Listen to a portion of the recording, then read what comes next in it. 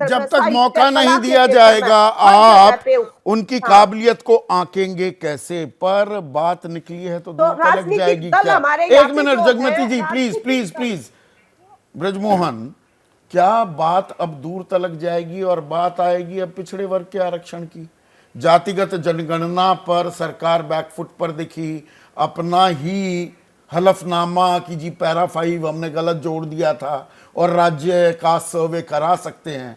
अब तो ये महिलाओं को आरक्षण मिलेगा तो पिछड़ी जाति को क्यों नहीं, पिछड़े वर्ग को क्यों नहीं? नहीं, देखिए, अगर हम पंचायत और स्थानीय निकायों में अगर देखें तो वहाँ जो आरक्षण की व्यवस्था है, आरक्षण की व्यवस्था इस प्रकार की है कि उसमें हरिजन, शेड्यूल कास्ट, शेड्यूल ट्राइब और ओबीसी, पहले तो उन सीटों का आरक्षण हो जाता है। उसके बाद फिर आरक्षण ये होता है कि इसमें से 50% सीट्स महिलाओं के लिए हों, तो वहाँ पर उन लोगों को नेतृत्व मिलता है। तो मुझे लगता है कि इसमें कोई बहुत बड़ा नहीं, मैं अब ये जातिगत जनगणना पर भी आएगी, अब ये पिछड़े वर्ग के आरक्षण की बात भी आएगी। देखिए, मुद्दे तो है, देश के बहुत सारे हैं जिन पे बात होगी, लेकिन मैं अभी महाराष्ट्र में सरकार बड़ी पसोपेश में है, not negative on caste census. Devendra Fadnavis कहते हैं शिक्षकों के सामने, एक नाथ शिंदे कहते हैं जी दिलाऊंगा दिलाऊंगा। देखिए, मैंने आपसे कहा ना कि मुद्दे तो बहुत सारे हैं, लेकिन आज अगर हम महिला आरक्षण की बात करते हैं तो महिला आरक्षण निश्चित रूप से ये एक सामाजिक दायित्व है हर राजनीतिक कार्यकर्ता का, हर राजनीतिक पार्टी का।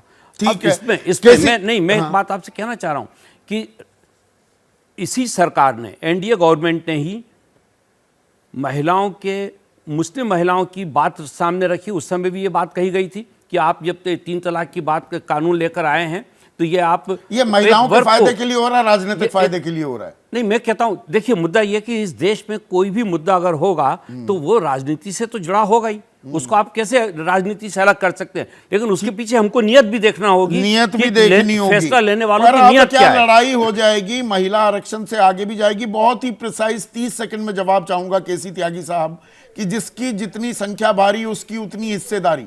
अब लड़ाई और आगे भी जाएगी।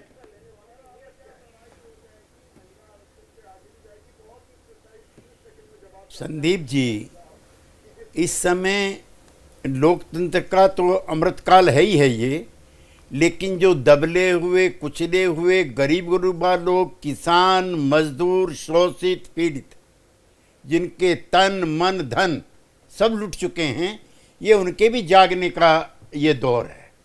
और ये जो भूख है सत्ता में हिस्सेदारी की, ये और बढ़ेगी। इसलिए कोई पॉलिटिकल पार्टी देश की नहीं है जो आज जातिगत जनगणना का विरोध कर चुके। तो आरक्षण एक बड़ा मुद्दा बनने वाला है। मुझे, मेरी मजबूरी है, ब्रेक लेना है। और जनता जनार्दन, आपकी राय क्या है? क्योंकि जनार्दन तो आप हैं। व्हाट्सएप नंबर पर अपनी राय साझा कीजिए। पत्रकारिता कोई इमोशन नहीं है, ना अपना कोई ज्ञान देना है और ना कोई विचार थोपना है। पत्रकारिता क्या है? पत्रकारिता का मतलब है सही जानकारी इकट्ठा करना और तथ्य बताना। पत्रकारिता आज जितने महत्वपूर्ण दौर में है, शायद पहले नहीं थी। इस दौर से निकलने के लिए सिर्फ सच दिखाने की जरूरत है, वो सच जो आपके हित को आगे रखे। इसलिए अब रात 9 बजे प्राइम टाइम नहीं होगा, ये आपका टाइम है। जगविंदर पटियाल के साथ देखिए पब्लिक इंटरेस्ट, सोमवार से शुक्रवार रात 9 बजे सिर्फ एबीपी न्यूज पर। एबीपी न्यूज आपको रखे आगे।